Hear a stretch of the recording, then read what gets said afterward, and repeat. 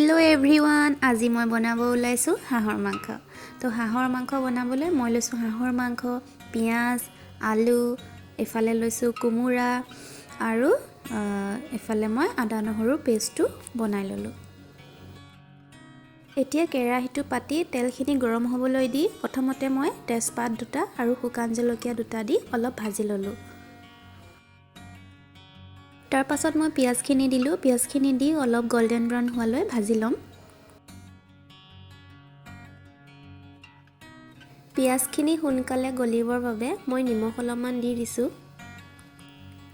দেখিছেনে, পিঁয়াজৰ কালাৰটো গল্ডেন ব্ৰাউন হৈ গ'ল। এতিয়া মই মাংস আৰু কোমোৰাখিনি একেলগে দি দিছোঁ।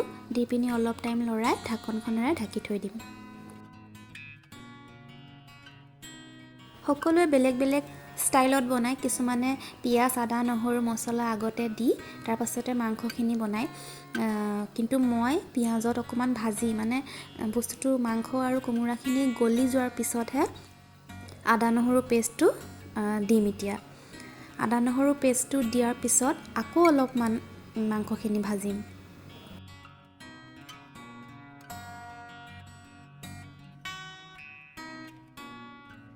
এতিয়া আলুখিনি দি দিলোঁ। আলুখিনি দি আকৌ অকণমান ভাজি ল'ম।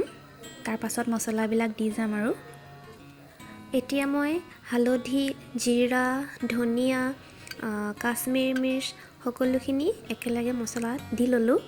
দি হোৱাৰ পিছত আকৌ অকণমান ভাজিম।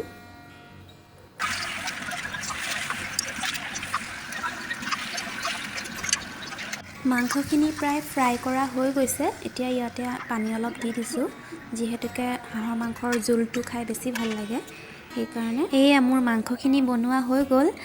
কেনেকুৱা হৈছে খোৱাৰ পাছতহে গম পাম। শেষত ফটো দুখনকে আপোনালোকৰ লগত শ্বেয়াৰ কৰিলোঁ।